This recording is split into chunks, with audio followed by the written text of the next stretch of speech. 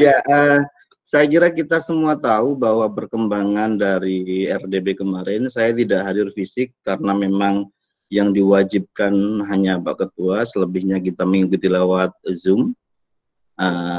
Tapi kita dapat semua update-nya bahwa memang kesepakatannya adalah akan ada penundaan tahapan. Sebagaimana kita tahu, situasi merebaknya wabah COVID-19 ini membuat kita harus berpikir ulang atas banyak hal yang selama ini menjadi rutinitas. Sebagaimana tahapan pilkada itu harus kita rekomendasikan untuk ditunda, dan pada saatnya kita juga harus mengatur apa langkah yang akan kita lakukan selanjutnya.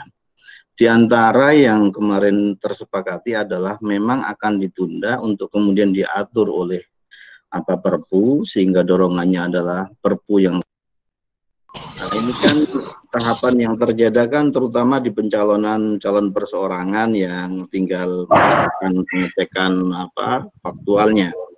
Tetapi memang beberapanya masih ada yang terhambat, ada yang masih masuk kategori sengketa, belum selesai karena situasi seperti ini ditunda dan seterusnya. Nah, kemudian apa yang kita lakukan sampai kemudian ada Perpu yang mengatur tentang kapan tahapan ini dimulai lagi, pemutakhiran daftar pemilih dan seterusnya.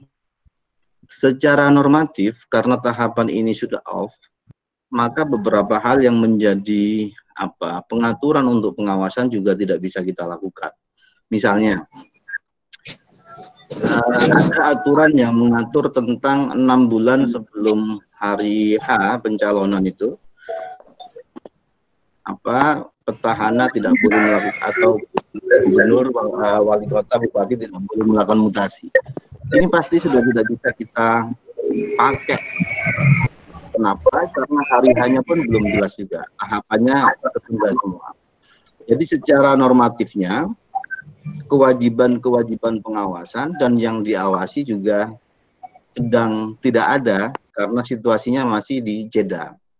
Tetapi dalam konteks yang lain, misalnya yang bisa saya sampaikan, contoh, ada Undang-Undang 7 yang mengamanatkan adanya pemutakhiran daftar pemilih berkelanjutan. Ini amanat yang dari Undang-Undang 7 yang sebenarnya untuk memutakhirkan daftar pemilih itu dilakukan sepanjang masa, tinggal teknisnya bagaimana, termasuk sisi pengawasannya. Nah, dalam konteks inilah teman-teman di Bawaslu kita akan dorong untuk melakukan pengawasan pemutakhiran daftar pemilih berkelanjutan. Itu salah satunya. Karena untuk tahapan pilkada yang dilakukan teman-teman ini juga objeknya sedang tidak ada. Nah, tentu dalam kaitan ini ada juga laporan-laporan, misalnya kemarin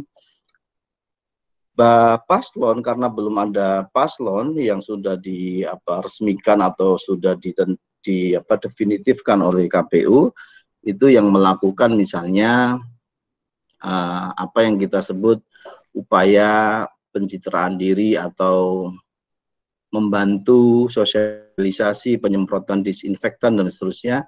Tapi karena situasinya tahapan sedang berhenti, tidak mungkin ini juga secara letterlock dan secara praksis kita larang atas dasar tahapan, karena tahapannya berhenti. Yang bisa kita harapkan adalah bagaimana usaha-usaha pencegahan untuk tidak melakukan politisasi dalam makna yang sangat luas, tidak dalam arti ansih di pelanggaran pemilu, itu bisa kita kedepankan, sehingga alasan penundaan yang diantaranya adalah soal kemanusiaan, soal bagaimana kita mengantisipasi kemudaratan yang lebih baik ketimbang mengambil manfaat dalam beberapa kaidah-kaidah yang kita kita pahami, itu benar-benar terwujud bahwa penundaan ini atas dasar mengantisipasi kemudaratan yang lebih luas, mengantisipasi kerusakan yang lebih luas, menghindari kerusakan yang lebih luas. Maka itu semua yang kita dorong sebagai himbauan atau semangat sisi kemanusiaan, semangat moral dalam situasi tahapan yang berhenti atau terjeda. Nah, tentu ini menjadi catatan kita. Hal lain yang bisa didorong kalau dari sisi kami di Bawaslu adalah kita punya yang namanya Sekolah Kader Pengawasan Pemilu yang itu menjadi program nasional RBJMN, ini bisa kita dorong, tapi tidak mungkin dalam skema yang tatap muka, karena situasinya kita juga tidak bisa melakukan upaya tatap muka seperti sebelumnya. Kita sedang berpikir bagaimana upaya punya penguatan masyarakat untuk menjadi aktor-aktor pengawasan atau pendidikan pemilih di lapangan ini bisa dengan misalnya menggunakan tutorial yang bisa dipraktekkan secara online. Ini juga menjadi beberapa aktivitas yang memungkinkan kita lakukan, ada dasarannya. Selain kalau aktivitas pengawasannya, tentu teman-teman KPU juga bilang, loh kami sendiri juga sedang off. Apa yang akan kita lakukan? Nah, tentu pendidikan pemilih, pendewasaan pemilih yang lebih luas maknanya itu kita dorong dalam situasi musibah seperti ini. Tetapi cara pandang kita juga harus berpijak kepada bagaimana situasi menjalankan tugas pengawasan ini tidak kemudian mengganggu dimensi kemanusiaan, dimensi di mana seluruh masyarakat sedang berjuang menghindari situasi yang tidak terlalu menguntungkan saat ini. Bagaimanapun kesehatan masyarakat, pemilih, penyelenggara menjadi sangat penting. Jangan sampai atas dasar tahapan yang terjadi kita terus melakukan aktivitas yang ternyata malah membahayakan kesehatan dan juga dampak lain yang bisa ditimbulkan. Misalnya, apa itu dampak lain yang ditimbulkan? Misalnya kalau kemudian pengawasnya terlalu masih menganggap ini sesuatu yang harus dilakukan dengan sangat ketat, sementara dalam posisi di publiknya itu adalah upaya-upaya untuk bagaimana menyelamatkan warga dari musibah COVID-19 dan seterusnya ini tentu butuh banyak pertimbangan. Jadi secara normatif tahapan ini sedang terjeda, objek pengawasan sebagiannya udah terjeda. Jadi teman-teman yang kita sarankan di terutama jajaran daerah yang pilkada adalah bagaimana koordinasi yang dilakukan dengan Pak Paslon yang meskipun tidak sedang dalam tahapan kampanye ini lebih bersifat manusiawi, lebih bersifat situasi yang dalam force majeure, situasi dalam ketidakbiasaan, itu menjadi perspektif dan cara pikir teman-teman pengawas. Karena semua tahapan yang dilakukan pada saat ini sedang off juga gitu. Bahkan ada pelantikan-pelantikan internal, misalnya di kami itu pelantikan pengawas kelurahan desa, di teman-teman KPU pelantikan PPS itu juga harus ditunda karena situasi yang seperti ini. Saya kira itu Budir sebagai pemantik awal untuk nanti kita bisa diskusi setelah teman-teman menyampaikan presentasi. Terima kasih.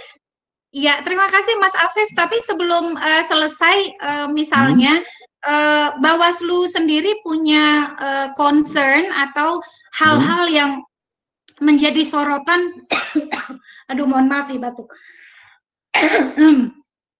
yang kiranya perlu diatur di dalam Perpu. Misalnya adakah hal-hal yang menjadi perhatian sehingga Perpu nanti perlu mengatur hal tersebut, apakah soal personel, soal anggaran, soal tugas-tugas kepengawasan, mungkin adakah yang menjadi sorotan atau perhatian Bawaslu, Mas Afif?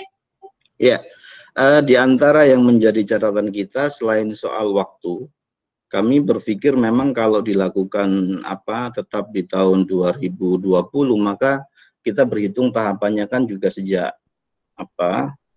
saat ini kelihatannya nggak mungkin. Kalau di awal 2021 itu juga banyak hal yang harus segera kita konsolidasikan di akhir tahun ini. Jadi secara waktu pilihannya memang bisa jadi yang ideal 2021, tapi apakah di akhir atau di tengah jika ada pihak yang menginginkan, itu harus juga kita sinkronkan dengan situasi perkembangan dari COVID-19 ini. Itu yang pertama dari sisi timing. Kemudian dari sisi waktu, dari sisi biaya ini yang harus kita pikirkan termasuk teman-teman KPU juga, banyak orang yang sudah dilantik menjadi penyelenggara ad hoc itu juga kemudian tidak bisa melakukan aktivitas. Bagi kalau kami di Bawaslu yang dilantik setelah tanggal 15 bulan Maret, maka mereka belum bisa mendapatkan uang kehormatan atau honorarium. Dalam konteks ini, jika ini berlangsung lama, kita khawatirkan sebagian yang panitia ad hoc itu kemudian mengambil profesi lain atau tidak bersedia lagi. Tentu ini menjadi tantangan kita untuk merekrut kembali pengawas ad hoc. Itu yang kedua. Dalam konteks yang ketiga, sebagaimana kemarin mengumumkan di RDP, adalah soal pengalihan alokasi dana pilkada untuk kepentingan pencegahan atau antisipasi COVID-19. Ini juga harus kita pikirkan nanti dampak-dampaknya jika memang semua anggaran itu dialokasikan untuk situasi yang saat ini kita hadapi bersama-sama. Kita setuju alasan kemanusiaan itu bisa dilakukan, tapi dalam konteks lanjutan tahapan ketika akan kita lakukan, maka dia juga membutuhkan kepastian anggaran dana tersebut.